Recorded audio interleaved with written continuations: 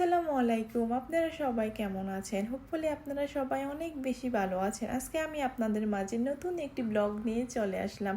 Hopefully আমার ব্লগটি আপনারা অনেক বেশি এনজয় করবেন। আজকে আমি আপনাদের মাঝে শেয়ার করব প্রাচীনকালে দুবাইয়ের বাজার দেখতে কেমন ছিল। বাংলাদেশে যেরকম একই সাথে অনেকগুলো স্টলের মাধ্যমে বাজার বসে, বিশেষ করে গ্রাম অঞ্চলে ঠিক প্রাচীনকালে দুবাই এরকমভাবে বাজার বসতো। এখন আমি আপনাদের সাথে শেয়ার করছি ফিশিং এবং ডিভিংয়ের স্টলে যা যা ছিল। দেন আমি চলে আসলাম মুক্তা টেন্ডার স্টলে। এখানে অনেকগুলো বাটি ছিল, বাটির ভিতরে মুক্তা রাখা ছিল এবং এগুলা থেকে দেখে কাস্টমাররা মুক্তা কিনতো। এখন আমি চলে আসলাম বালিশ, ল্যাপ এবং তুষক এর দোকানে। কিভাবে তুষক তৈরি করা হতো, ল্যাপ তৈরি করা হতো, ল্যাপের ভিতরে কিভাবে তুলা প্রবেশ করানো হতো তাই দেখানো আছে। দেন আমি চলে আসলাম টেইলর্সের স্টলে। টেইলর্সের স্টলে কী রকমের কাপড় ছিল, টেইলর্স কীভাবে কাপড় সেলাই করতো, কাস্টমার কীভাবে আসতো তা পিছনের ভিডিওতে দেখানো হয়েছে। বাংলাদেশে যেরকম লুঙ্গি ছিল ঠিক দুবাই এরকম লুঙ্গি আছে।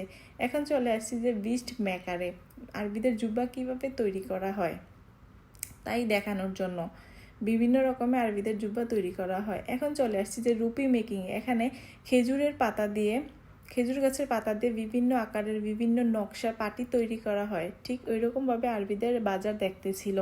দেন চলে আসলাম চারকল স্টলে। এখানে কাঠ পুড়িয়ে কয়লা তৈরি করা হয় তাই দেখানো হয়েছে।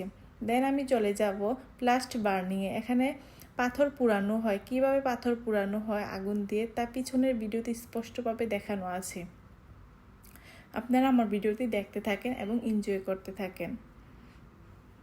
এখন চলে আসলে ব্যাগ সমিত স্টলে। এখানে ছুরি, কাঁচি, দা সব কিছু তৈরি করা হয় এবং দাঁড় দেওয়া হয়। কিভাবে তৈরি করা হয় পিছনের ভিডিওতে দেখানো হয়েছে।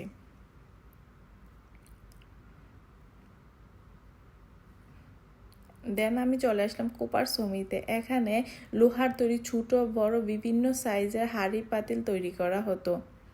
দেন চলে আসলাম বারবার স্টলে, অর্থাৎ সেলুন স্টলে। এখানে কিভাবে চুল কাটা হতো তাই দেখানো হয়েছে। দেন চলে আসলাম বেকার স্টলে। এখানে রুটি তৈরি করা হচ্ছে। কিভাবে সব ধরনের বেকিং এই বেকার স্টলেই তৈরি করা হয়, কিভাবে রুটি তৈরি করা হয় তা পিছনের ভিডিওতে দেখানো হয়েছে।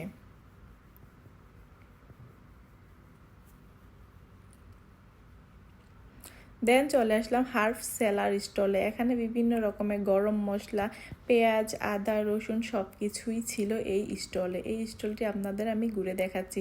এখানে যে লোকটি কথা বলছে, এই লোকটি এখানে কি কি আছে তা সবগুলো আরবির ভাষায় কথা বলছিল। দেন আমি দেখলাম যে রসুনগুলো রিয়েল কিনা। আসলে এগুলো রিয়েল না, এগুলো ছিল আর্টিফিশিয়াল, দেখতে পুরো রিয়েলের মতো। দেন চলে যাব সুইট মেকার স্টলে। এখানে মিষ্টি তৈরি করা হচ্ছে। উপরের যে লোক ছিল উনি মিষ্টিগুলো বাছতেছিল এবং নিচের লোক মিষ্টিগুলো মেক করতেছিল।